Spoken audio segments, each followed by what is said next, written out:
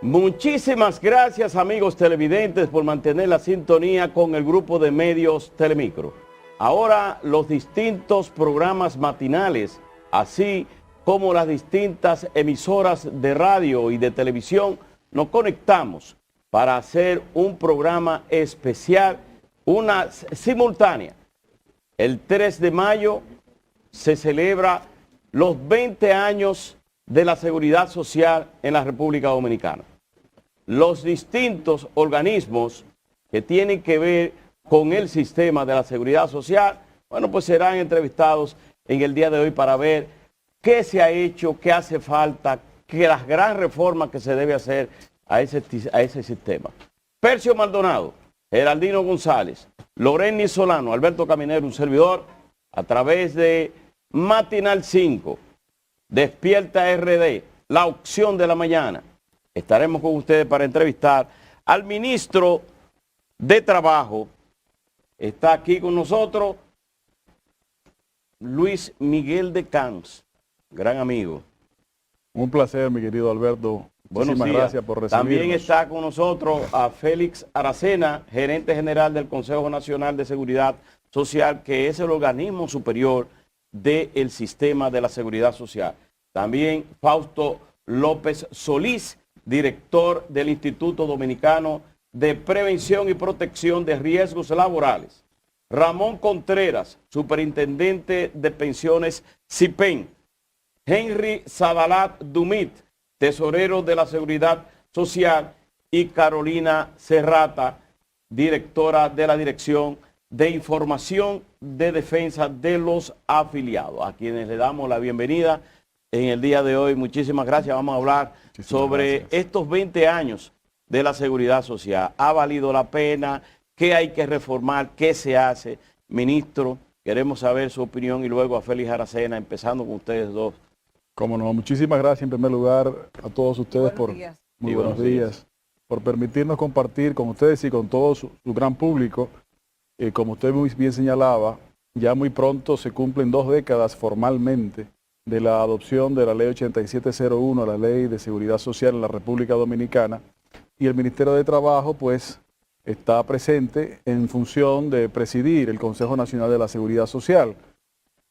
Todos los actores del sistema, todas las instituciones que tienen responsabilidades en el sistema, pues sin lugar a dudas debemos reconocer que ha habido grandes e importantes avances en 20 años, pero también hay que reconocer que gracias a esas experiencias también se habrán podido identificar posibles oportunidades, posibles medidas que puedan dar mejores servicios a la población. Y al final de cuentas, este gobierno, que apenas tiene 8 meses aproximadamente, ha tenido una visión muy clara, consistente en establecer un criterio común para identificar las problemáticas del sistema dominicano de la seguridad social y entonces establecer un plan de trabajo de manera coordinada, tanto en el ámbito de la aplicación como en el ámbito de la posible revisión. Específicamente por eso, hace apenas unos días, los que estamos aquí presentes y algunos otros que no pudieron personarse hoy, estuvimos visitando de manera formal a la Comisión Bicameral del Congreso Nacional de la República Dominicana, informándoles que el gobierno dominicano presentará ante dicha comisión una posición formal, unificada, sobre lo que entiende el gobierno deberían ser oportunidades de mejora. Es importante destacar esto porque justamente en esa reunión el vicepresidente de dicha comisión, el senador por la provincia de Hermanas Mirabal, el doctor Bauta Rojas, expresó que en su experiencia, que es vasta, no había tenido la oportunidad nunca de visualizar una acción gubernamental coordinada de esa manera, lo cual saludó. Y en esa oportunidad también referíamos el hecho de que el sistema dominicano de seguridad social y su vínculo con la formalidad del empleo, a propósito justamente de épocas como la actual, en donde el empleo se encuentra en el centro de la atención a propósito de la pandemia mundial y su consecuente crisis económica. Bueno, queremos que también Félix Aracena, quien también es de la familia, Pelea Aracena, un gran amigo de aquí, señor Juan Ramón Gómez Díaz y del canal, nos dé una explicación de cuáles son las reformas que se necesitan en la seguridad para que sea más integral. Sí, buenos días. Agradecer al grupo Telemicro en la persona de Juan Ramón la oportunidad que le da al sistema dominicano de la seguridad social para exponer su punto de vista en un espacio tan importante como es. Caminero, el gobierno dominicano tiene una mesa de trabajo sobre el tema de la seguridad social, que se aperturó desde antes de haberse conformado la comisión bicameral que trabajará la modificación de la ley. Eso es una señal de que el gobierno dominicano, encabezado por Luis Abinader Corona, tiene en primer plano lo que es el tema de seguridad social en el país. Y nosotros ahora estamos enfocados en hacer el mejor de los esfuerzos para que de esa mesa de trabajo salgan propuestas que contribuyan al fortalecimiento del sistema. Ministro, estamos en un programa simultáneo por varios canales y emisoras. Yo quiero hacer una pregunta simultánea porque todos tienen que ver con la seguridad social. Entonces, yo tengo aquí, cada uno responderá la que considere que debe responder. En el caso particular, por ejemplo, de la ley 8701, la ley de seguridad social que va a cumplir 20 años. ¿El Estado dominicano está dispuesto a mantener el sistema actual o va a luchar porque sea el Estado el único que tenga realmente el poder de veto con esa ley? Porque no debía tenerlo otro sector, debía ser el Estado el que debiera tenerlo. En cuanto a lo que se ha dicho, hoy sale un informe del Banco Interamericano de Desarrollo sobre las grandes exenciones y subsidios que da el Estado dominicano a una serie de instituciones de empresas que se acercaría entre el 3 o un 4% del PIB. Y eso podría ser uno de los temas contemplados dentro de la reforma fiscal. En el caso, por ejemplo, del IDOPRIL, yo pregunto, ¿cómo se van a recuperar los 13,000 millones de pesos que prestó el IDOPRIL a raíz de la pandemia para poder comenzar a contrarrestar esa situación? Y la otra parte que tiene que ver, y me llama mucho la atención y todo el mundo lo sabe, señores, las diferencias de pensiones que hay aquí, podríamos decir, del cielo a la tierra. Mientras un trabajador que dura 40 años trabajándole como un conserje, como un empleado simple al Estado, pasa vicisitudes para conseguir una pensión de 20,000 o 15,000 o 30,000 pesos, hay otros que con 4 años que trabajan reciben pensiones que lleguen a cientos de miles.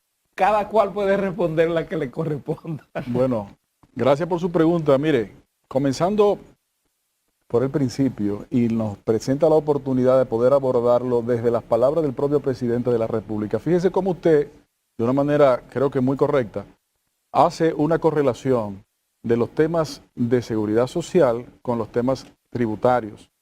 En esa misma dirección, el pasado 27 de febrero, el señor presidente de la República, en su alocución a la nación, estableció un llamado para abocarse a un gran pacto social que incluyese el aspecto fiscal, el aspecto laboral y el aspecto de seguridad social. Y eso es muy importante. Y como acabo de decir, en su pregunta está más que visualizada esa interconexión. En el año de 1992, el país fue dotado del actual Código Tributario, pero un mes antes fue dotado del actual Código de Trabajo. 9 años después fue que el país pasó de transformar el sistema de seguridad social que existía a través de la ley 8701. Entonces, durante ya 2 décadas ha existido algún desfase en los temas de seguridad social con los temas laborales y los temas fiscales. Es por eso que la visión integral que el presidente señaló en su intervención es parte del abordaje que se está haciendo.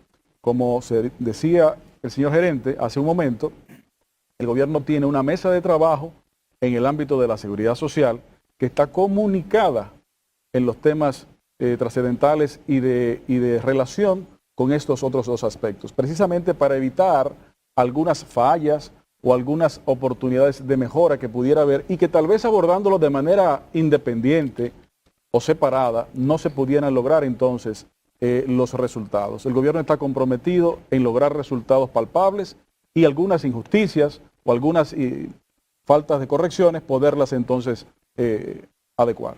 A López Solís, que tú te referiste en el caso de Isopril. El ministro, si pretende el Estado luchar por tener solamente el Estado el veto dentro del Consejo.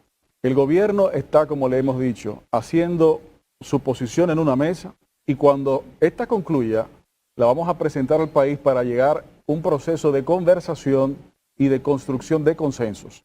Dicho sea de paso, probablemente ya el próximo mes el presidente de la República hará una convocatoria para temas que tienen que ver con esto, pero como usted comprenderá, nosotros estamos comprometidos en construir consensos posibles sin renunciar a la responsabilidad que tiene el gobierno de impulsar y empujar reformas responsables. Ministro, yo tuve la oportunidad de ir a finales del año 2000 a Colombia, invitado por el Banco Mundial y el gobierno dominicano para verificar el proceso de reforma a la seguridad social para entonces establecerlo acá.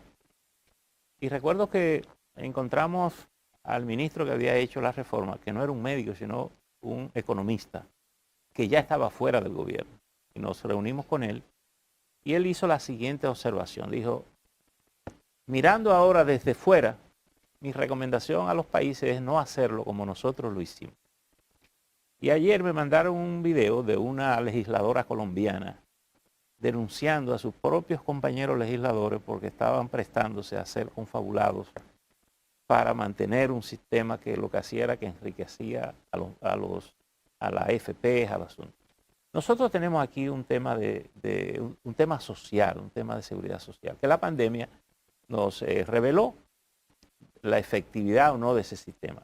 El gobierno terminó pagando la PCR en medio de la situación, costaban creo que era 2.500 pesos, porque las aseguradoras dijeron 4.300. No, 4.300 después, pero en principio costaban 2.500. Ah, bueno. Entonces, la pregunta es, ¿cómo llegar al punto en que el sistema de la seguridad esté diseñado con la flexibilidad suficiente para atender al paciente que está asegurado en el lugar donde le duele, no donde la aseguradora dice que le puede cubrir? Porque si él dice que le duele una oreja, le dicen que no le cubren eso, pero que si le doliera la mano sí se lo cubren. Dice, pero a mí no me duele la mano, me duele la oreja.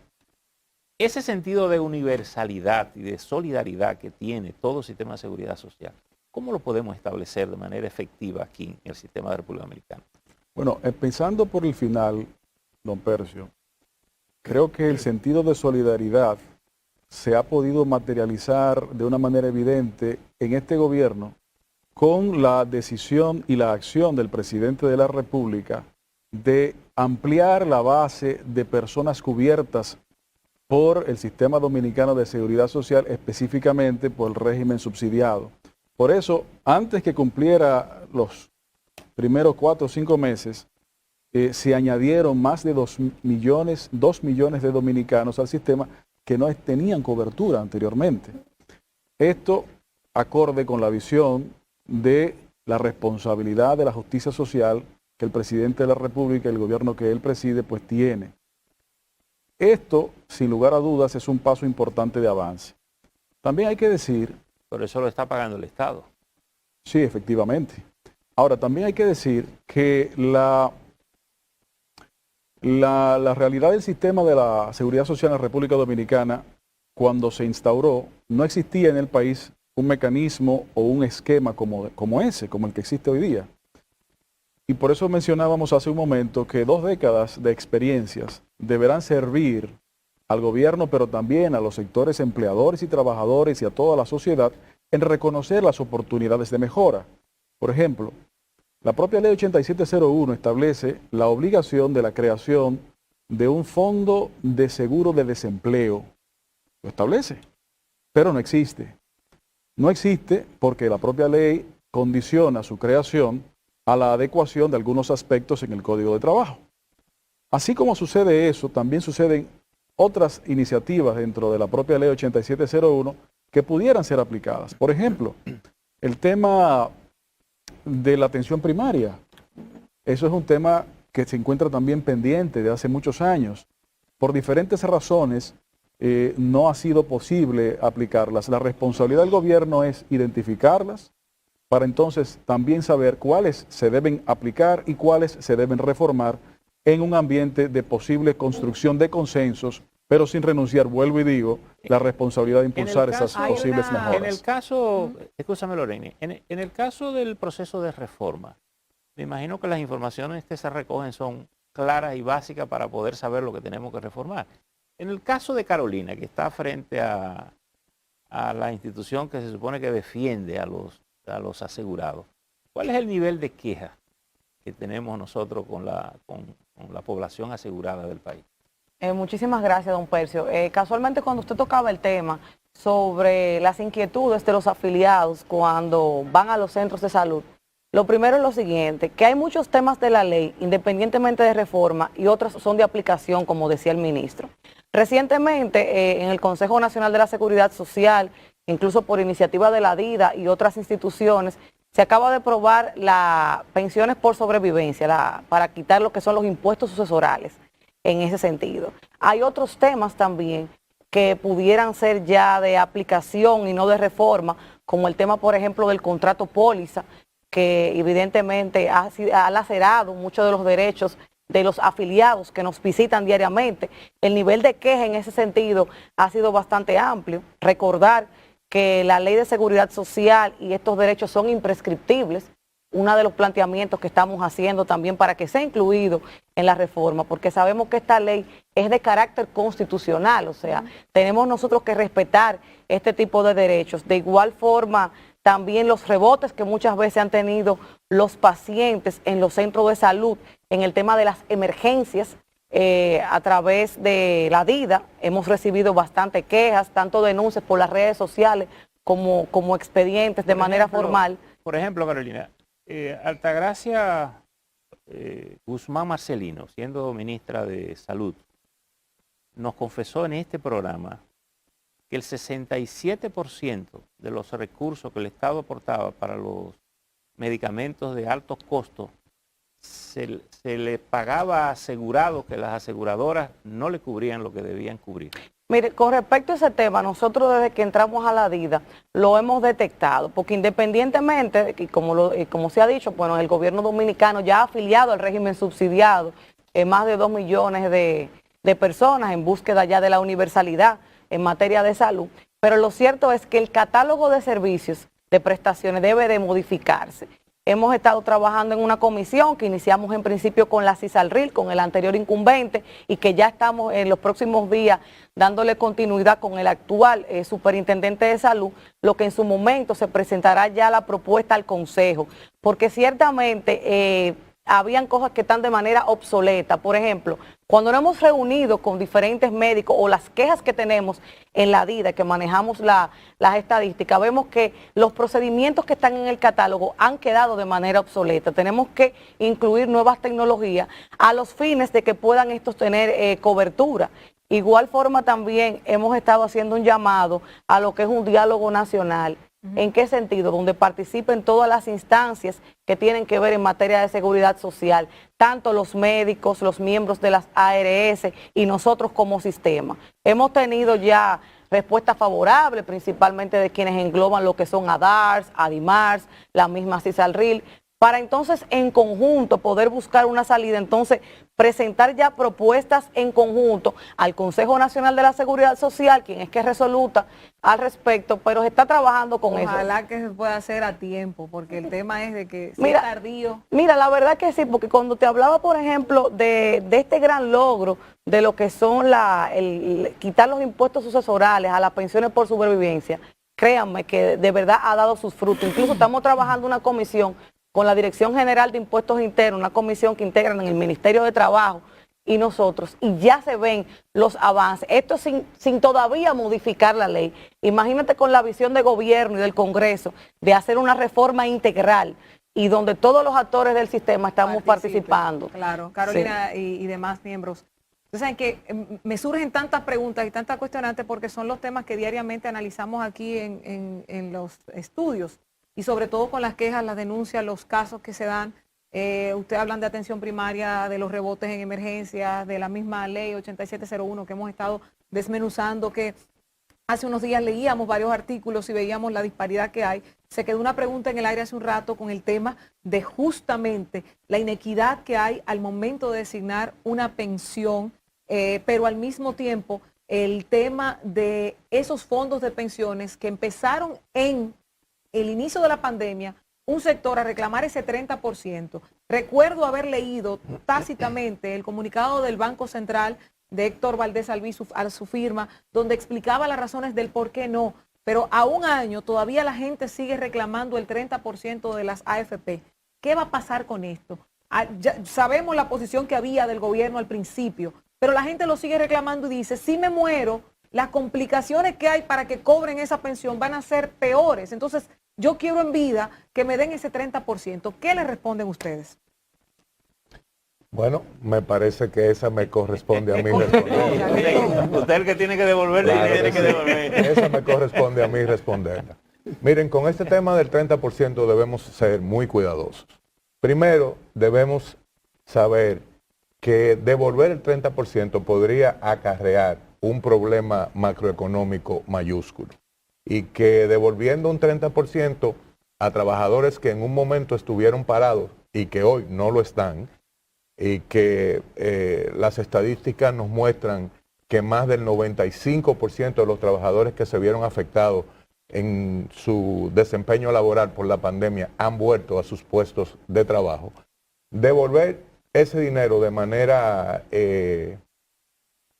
diría yo, sin consultar las finanzas nacionales, podría traer un tema de inflación, de depreciación monetaria, de postergar y hacer mucho más difícil la pensión de un trabajador que, como diríamos en buen dominicano, podría salirnos más cara la sal que el chivo. Pero no se ha invertido en otras áreas ese mismo dinero y la gente dice, pero si lo están gastando o si el gobierno se está ahorrando grandes millones en otras cosas, ¿por qué no auxiliar a ese sector? Y me estoy poniendo del lado del que lo reclama porque he estado viendo y ponderando la posición que ustedes manifiestan. Pero la situación de devolver un 30% es decirle al trabajador que pague la crisis y el gobierno ha salido a darle el frente a la crisis con quédate en casa, con patí. O sea, el gobierno dominicano le ha dado continuidad a una serie de subsidios a esos trabajadores que ha mitigado esa crisis. Entonces es como tú decirle a una gente que no tiene fondos de pensiones pero que tiene una casa, vamos a vender tu casa y coge el 30% y paga la crisis tú, cuando el gobierno ha ido solidariamente y ha aportado para que tú puedas pasar este tramo tan amargo que hemos vivido todos los dominicanos. ¿Cómo se resuelve el problema que nosotros planteamos dentro de las preguntas que no han respondido ninguna? ¿Cómo se resuelve el problema de gente que pasa 30 años en la administración pública y no tiene una pensión ni siquiera de 15,000 pesos y otros que pasan 4 años como funcionarios o como miembros de alguna institución y salen con pensiones de cientos de miles? ¿Cómo se resuelve? Vamos a sumarle a eso el hecho de que la situación para cobrar, para conseguir la asignación de la pensión es una odisea en este país. Y lo decimos por muchos casos que a nosotros nos llegan aquí y por casos cercanos. Les mencionaba, una persona que cumplió con sus 360 cotizaciones, si no cumplió los 60 años, no le permiten sacar su pensión, no le permiten asignarle su pensión. Entonces, ¿la ley es para las 360 cotizaciones o para la edad? ¿O la ley es para la edad? ¿O cómo manejar todo eso? Sobre todo, señor Contreras, porque ahora el empresariado está pidiendo que de 65 años que sea asignada la pensión pase a 73. O sea, hay que esperar a que la gente sea un bagazo para poder empezar a recibir su pensión. Bueno, son muchas preguntas todas juntas, ¿verdad? Vamos a ver cómo las manejamos. Lo primero es que la ley establece una edad de retiro y establece unas cotizaciones. Pero si usted en su etapa laboral, antes de cumplir los 60 años, ha acumulado unos fondos suficientes para pagarle una pensión que sea 3 veces un salario mínimo, usted se puede retirar. Si usted llega a 60 años y ha cumplido con 360 cotizaciones, usted se puede retirar, aunque su dinero no sea suficiente para una pensión mínima. Para eso tiene el sistema el Fondo de Solidaridad. Entonces, imagínese usted que usted cotizara durante su periodo laboral y lo que al final de los años le da para pagar una pensión que sean 5,000 pesos y el sueldo mínimo son 15,000.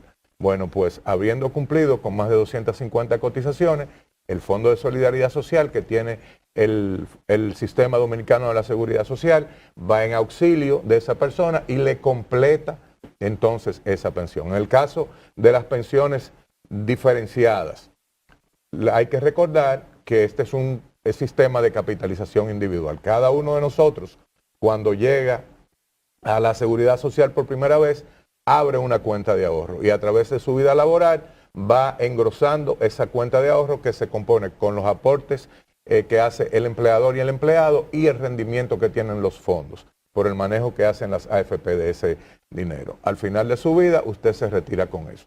Las otras pensiones a que usted habla son pensiones especiales, me parece que usted se está refiriendo a eso, que son potestad del Ejecutivo, que siempre se han manejado de esa manera. Sí, pero, perdón, señor Contreras, en el asunto de las pensiones que provienen de las AFP, el que va a recibir las pensiones solamente las recibe hasta la cantidad de dinero que ha logrado ahorrar. Después que se le acabó ese ahorro, la pensión se eliminó. Sí, pero también hay una pensión vitalicia que usted puede elegirla. Usted puede elegir renta programada o pensión vitalicia. Son modalidades que tiene el sistema que le permiten hacerlo. Esa es una modalidad que se hace a través de una compañía de seguro. Eso lo ha previsto el sistema. Dentro de los procesos de reforma se ha cuestionado siempre el nivel de rentabilidad de las AFP.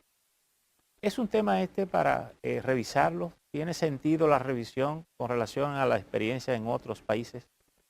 Bueno, les recuerdo que hace exactamente 1 año y 4 meses se reformó la 8701 con la ley 1320 que modificó el esquema de comisiones. Anteriormente las AFP recibían 2 comisiones, una por administración del fondo y una por rendimiento.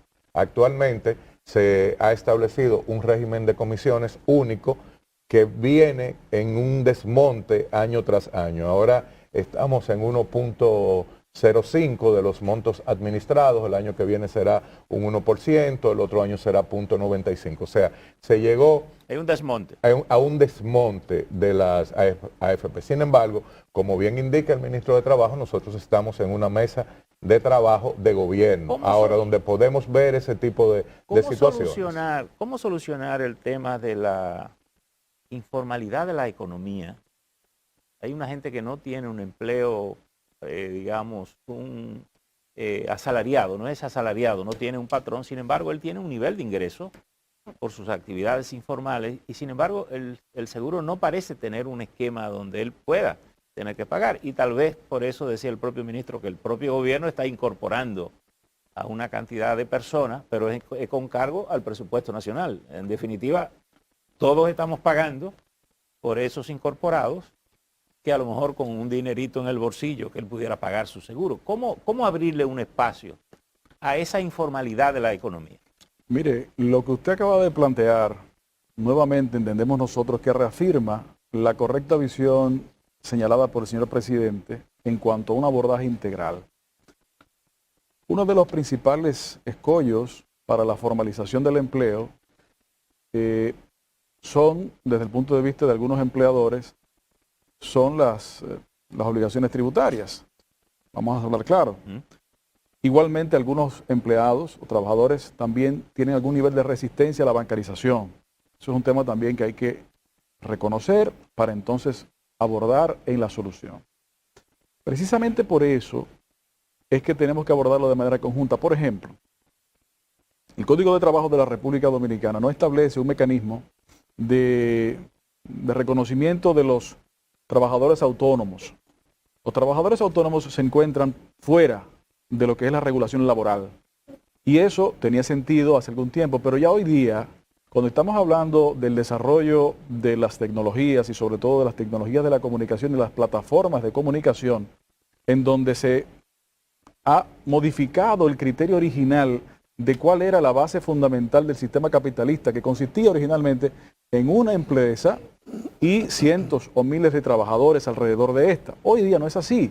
Hoy día, a través de plataformas tecnológicas de comunicación, usted tiene miles de trabajadores y miles de potenciales empleadores. Algunos le llaman proveedores de servicios y contratos. Bueno, precisamente esa discusión debemos abordarla en torno a una observación de una propuesta de nuevo Código de Trabajo, y esto tendría consecuentemente una implicación también en el sistema de la seguridad social, viabilizando, facilitando y además de motivando la posibilidad de que los trabajadores, sean estos dependientes o sean estos autónomos, puedan más fácilmente formalizarse en el sistema y no solamente tener seguros privados, sino también tener los seguros de salud, de riesgos laborales y cotizar para pensiones. En el caso de la República Dominicana, hay muchos trabajadores que son informales, están en las esquinas,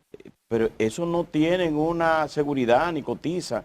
¿Cuándo el Consejo Nacional de la Seguridad Social tiene establecido que estas personas se integren a la seguridad social? Eso usted podría responderme, Aracena. Mira, hay un componente fundamental en el tema de seguridad social en la República Dominicana, que es el conocimiento de la gente de lo que es la seguridad social. Un tema de educación. Ese es uno de los retos grandes que tiene el sistema. Educar a la ciudadanía sobre la bonanza del sistema de la seguridad social.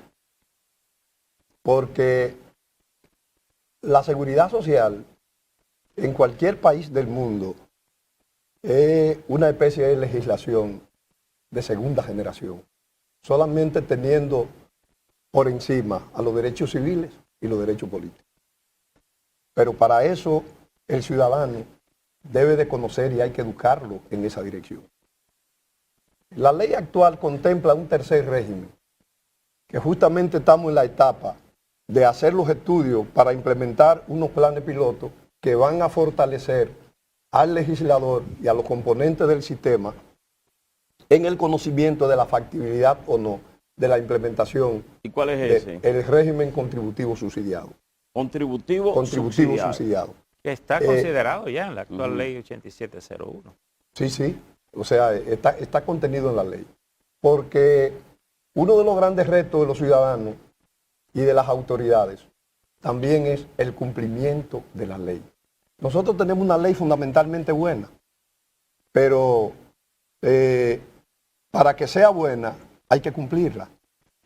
Pero para que se cumpla, los responsables de hacerla cumplir deben de tener una contraparte, que es la educación de la gente, exigiendo su derecho, porque nosotros tenemos deberes, pero porque la ciudadanía, nosotros tenemos deberes, pero ellos tienen derechos.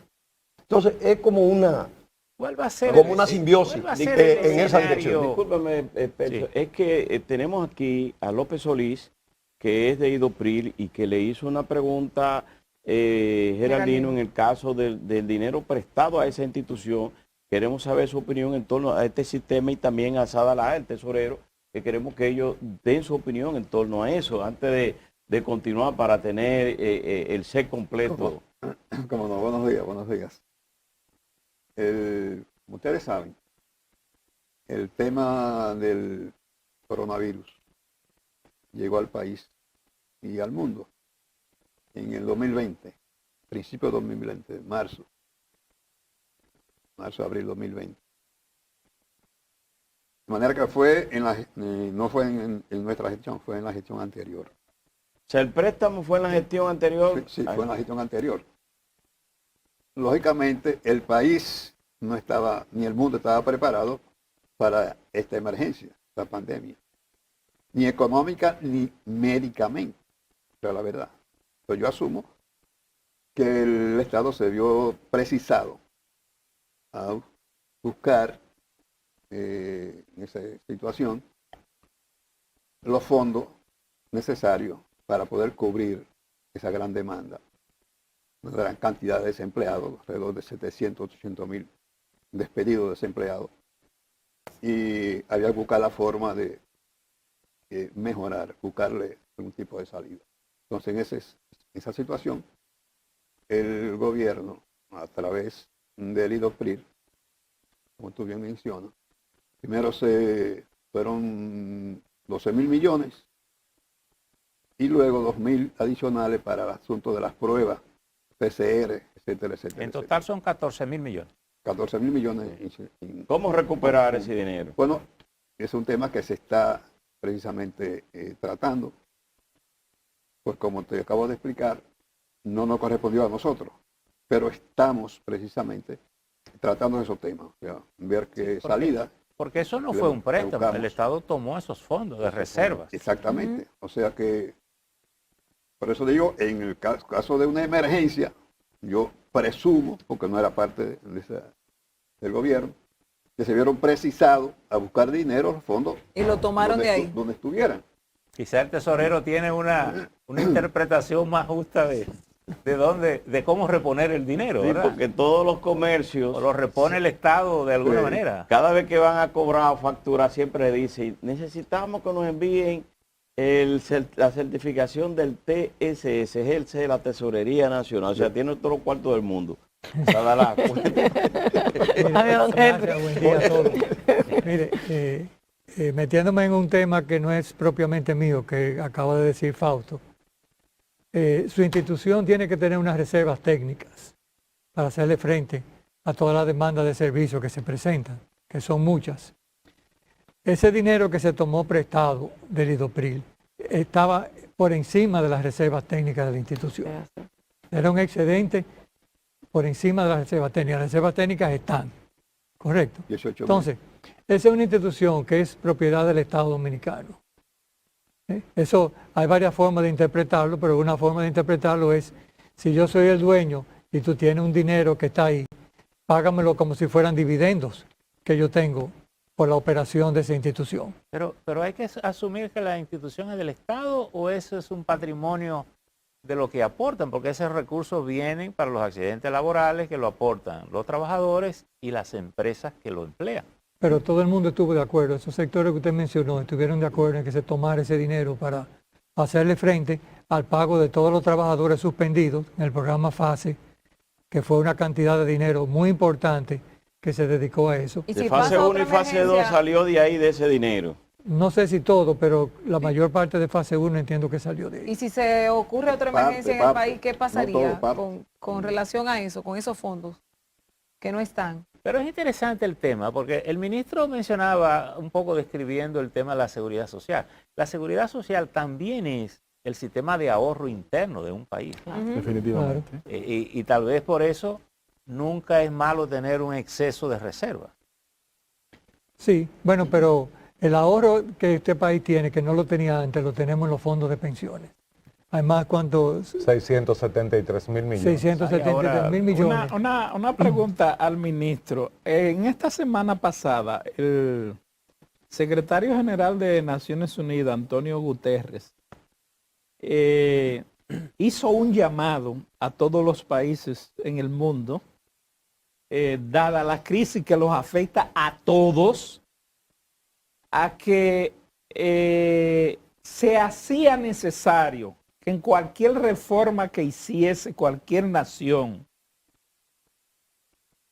algunos sectores que fueron beneficiados, según él, con 5 billones de dólares, 5 billones de dólares, que a esos sectores, por ejemplo, podemos citar los casos de la medicina, la farmacia, los supermercados, las compañías de transporte, todo ese tipo de negocios que salieron súper beneficiados de la pandemia. Ellos planteaba el secretario general de Naciones Unidas, Antonio Guterres, que debían los gobiernos aplicar, aunque fuese provisionalmente, un impuesto a esas ganancias por la gran cantidad de dinero que ganaron, mientras la mayoría de la población sufría las consecuencias.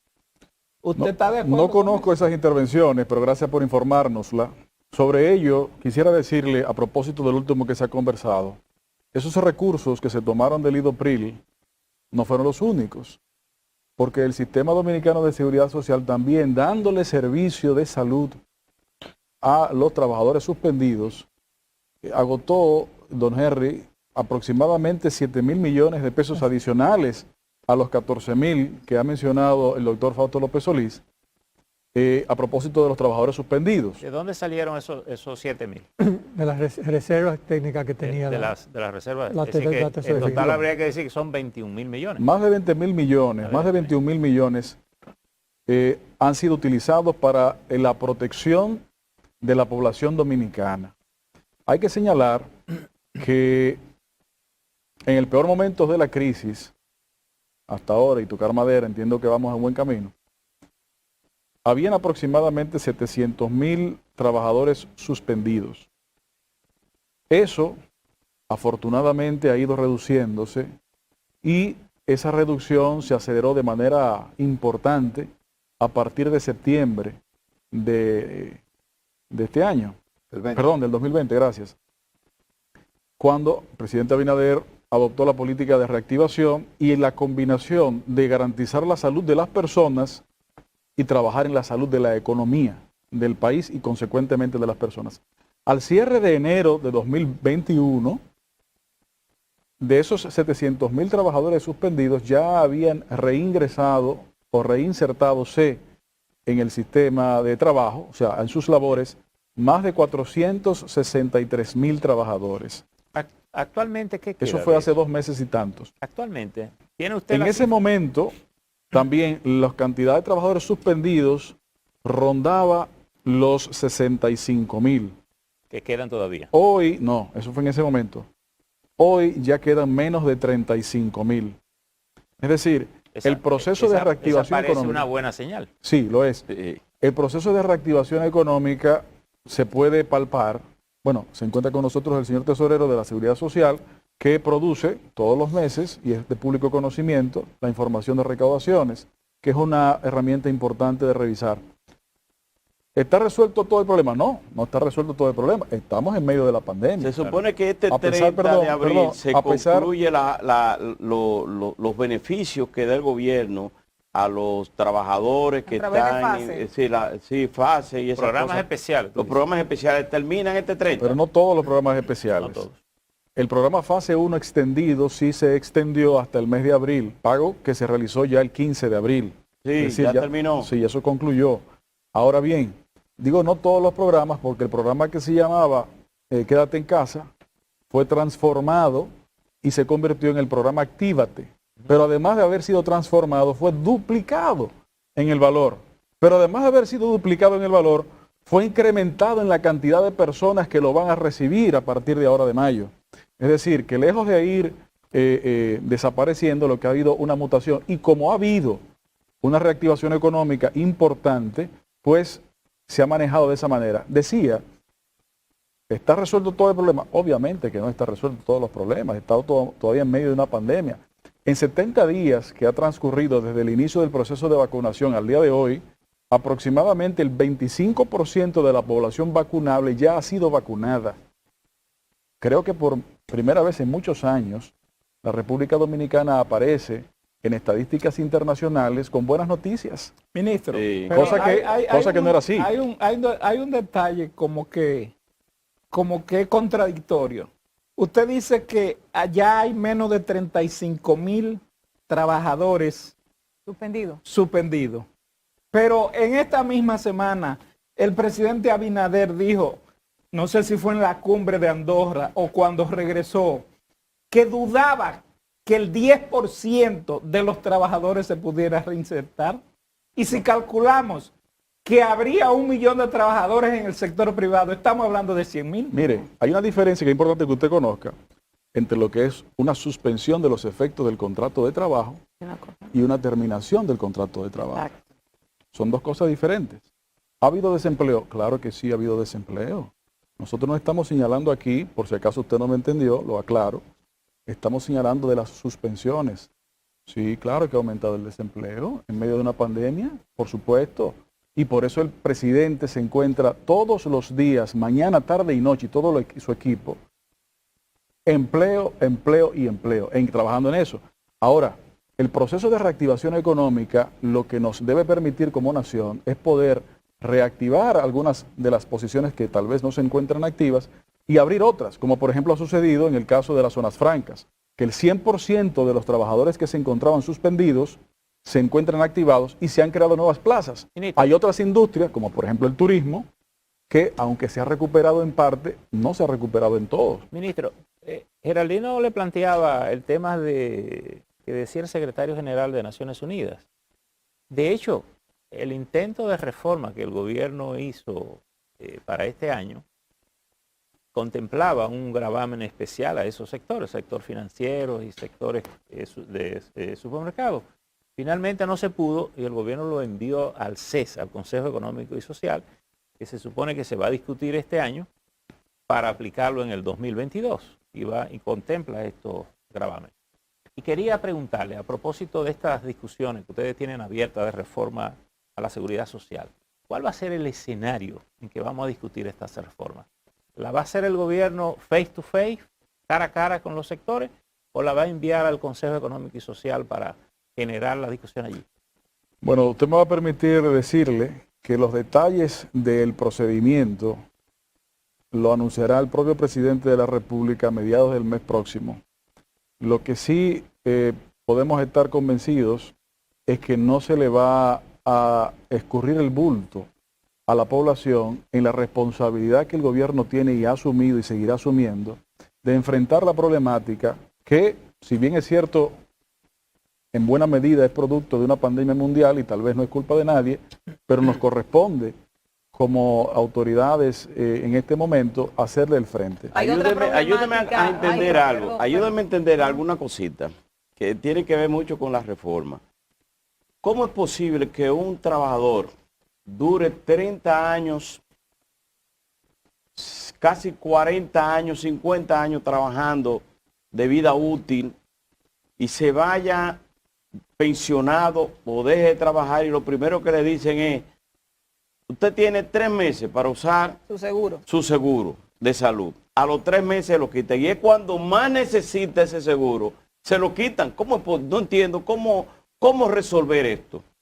Ese tema que usted señala es precisamente parte de lo que es el proceso de discusión y conversación, porque la observación que se está haciendo de la mesa de trabajo, ¿cuál es el objetivo? Más y mejores pensiones, más y mejores seguridad laboral, más y mejores atenciones de salud. Mejorar el sistema. Mejorar el sistema en atención al ciudadano y ampliarlo también para que sectores que se encuentran hoy en la informalidad puedan también formalizarse, total o parcialmente.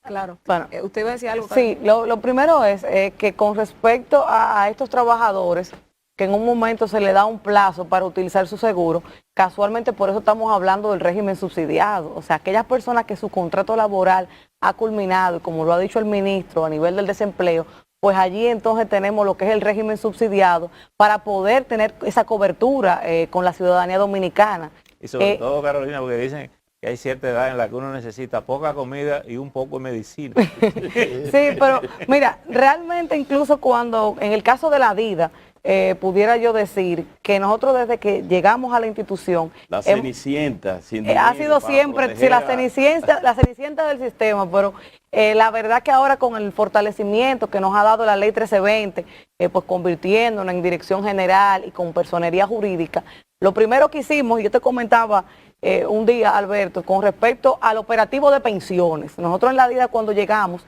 teníamos expedientes de muchos años, incluso que databan de más de 10 años, que no se habían completado a los fines de poder hacer los sometimientos en la Dirección General de Jubilaciones y Pensiones, y ya eso incluso se ha ido trabajando. Pero de igual forma el tema de la promoción del sistema dominicano de seguridad social y la educación, porque muchas veces se evade el pago y la inscripción en seguridad social por desconocimiento, me explico. Muchos de los casos que nosotros tenemos es que cuando un trabajador ya culmina su tiempo laboral, va a solicitar lo que es la pensión, va para que nosotros como institución le preparemos esos expedientes y vemos que muchos de esos años que ellos alegan que han trabajado, esos empleadores no pagaban la seguridad social. Y ellos entienden que sí. Entienden que sí. Entonces esto va en detrimento de lo que es el trabajador, porque muchas veces por una falta de orientación o educación en cuanto al sistema, no nos preocupamos de saber si el empleador la paga. Hay varios sindicatos que están así, es importante eso, pero hay un tema que no quiero que se me vaya a quedar y era directamente con el ministro, pero es un tema más político, porque usted hablaba de varias problemáticas que han tocado a raíz de la pandemia. Pero hay uno que empezó justamente con el nuevo gobierno y fue las cancelaciones a empleados públicos. Entonces, esas cancelaciones a esta fecha, después de los 90 días o 60 días, ya necesitaban pagar las prestaciones laborales. En este momento, varias instituciones se ven afectadas con empleados que están exigiendo el pago de sus prestaciones laborales y sobre todo la presión que tiene usted como ministro y los demás directores de cumplir con una cuota de militantes del Partido Revolucionario Moderno para participar en el tren gubernamental. ¿Cuál es su pregunta? Las dos. ¿Cuáles dos? No, le estoy diciendo el tema de las prestaciones. ¿Cómo está eso? Por supuesto. Mire, ¿Están pagando? ¿Se está pagando? Es muy clara. Las prestaciones, los derechos adquiridos deben ser pagados y deben ser pagados en el plazo que así lo asigna la ley. ¿Y qué está pasando entonces? Esa es la responsabilidad que tiene no solamente el funcionario público, sino al igual en el sector privado tiene cualquier empleador. Eso es así. Los episodios que se han dado a conocer, pues hay que corregirlos, hay que atender esos pagos y la verdad es que la información que tenemos, como señala la doctora Serrata, es que se ha estado haciendo esos pagos de manera constante. Tal vez hace algunos meses había algunas faltas, pero me parece que eso ha ido adecuándose. Lo primero es que, mira, con respecto al tema político, la verdad es que sí, que se han ido pagando las prestaciones laborales. Realmente un cambio de gobierno por más de 16 años, la verdad que ha sido un cambio brusco. Pero con respecto incluso a las bases del partido, también de acuerdo a las capacidades de cada quien, se han ido insertando en lo que es el tren gubernamental, que ha sido también una promesa del mismo presidente. ¿Hay espacio para la cantidad de militantes que está aspirando a ocupar un espacio en el gobierno? ¿Hay espacio, ministro? El Estado Dominicano no puede ser el empleador de toda la militancia de ningún partido político, no solo del PRM. Pero la verdad es que la militancia del PRM, muchas están ya insertadas en lo que es el tren gubernamental y otras verdaderamente se apoyó al partido de gobierno, pero no necesariamente para tener un empleo, sino para tener la oportunidad de poder colaborar con el Estado Dominicano, que en algún momento, por tener alguna afiliación política, se tenía alguna tacha o algún veto para poder participar en lo que era el tren gubernamental. Como la pandemia de alguna manera visibiliza la necesidad de estas reformas de la seguridad social, usted mencionaba ahorita lo del Código de Trabajo y evidentemente la pandemia también traerá nuevas legislaciones, nuevas formas. Ya ustedes avanzaron con una especie de reglamento para el trabajo en casa, que es algo que se ha trabajado mucho en la Unión Europea. ¿Pudiéramos estar pensando en la necesidad de una reforma al Código Laboral? Bueno, a propósito de eso, no solamente estar pensando, sino también anunciar que el Consejo Consultivo del Trabajo, compuesto por el sector gubernamental, el sector empleador y el sector trabajador, acordó hace 3 semanas abordar en este 2021 de manera integral discusiones para la reforma del Código de Trabajo, discusiones para la reforma o revisión de la Ley de Seguridad Social, así como también lo que corresponda respecto al tema fiscal. Esto en dirección, como lo señaló el señor presidente en su alocución del 27 de febrero, de poder visualizar de manera integral estos temas que aparentarían ser individuales y separados, pero que en realidad están intrínsecamente conectados con vasos comunicantes. Bueno, muchísimas gracias, pero antes de despedir, queremos que Félix Aracena nos dé algunos detalles sobre la semana de las actividades que tiene con motivo del aniversario de la Seguridad Social. ¿Hay fiesta, Aracena? Sí, hay fiesta. Fiesta para el pueblo. Las actividades de la semana aniversaria comienzan el 3. el día 3 de mayo. Y terminan el lunes. Y terminan el domingo 9. Pero hay un evento que es cumbre para el sistema, que es el lanzamiento del Plan Estratégico Sistémico del 21 al 25 del Sistema Dominicano de la Seguridad Social. ¿De qué se trata? Se trata de la estrategia del sistema de la seguridad social de cada una de sus instituciones, porque además de que hay un plan sistémico, cada una de las instituciones también tienen su plan estratégico institucional. Así es. Sí, bueno, pero es una manera el plan estratégico de cohesionar el sistema, ¿no? Exactamente, alinear el sistema con la finalidad de que todo el mundo sobre marche. todo porque en la cultura nuestra aquí cada quien hace lo suyo y exactamente. no importa lo del otro. Entonces, en ese evento de lanzamiento del plan estratégico participará el presidente de la República. Muy bien. O sea, con la finalidad eso es una muestra de la importancia que el gobierno expresada en su máxima figura da a lo que es el tema de la seguridad social de la República Muchísimas Dominicana. gracias por su participación. El grupo de medios Telemicro, a través del señor Juan Ramón Gómez Díaz, ha querido que la población dominicana tenga una panorámica de estos 20 años de la seguridad social y qué cosas tenían ustedes para ver las reformas que se deben hacer. Muchísimas gracias a Luis Miguel de Camps, quien es el ministro de Trabajo, pero además es el presidente del Consejo Nacional de la Seguridad Social, de todo lo que tiene que ver con el Consejo de la Seguridad Nacional. Félix Aracena, gerente general del Consejo Nacional de la Seguridad Social. Fausto López Solís, quien es el director del Instituto Dominicano de Prevención y Protección. También a Ramón Contreras, que es el superintendente de pensiones. Henry Sadalat Dumit, quien es el tesorero, y a Carolina Serrata, que es la dama de la seguridad social. Ustedes, amigos televidentes, muchísimas gracias. Loreni Solano, Heraldino González, Sergio Maldonado, Alberto Camino, un servidor, estuvieron con ustedes. Sigan en sintonía con el grupo de medios Telemicro.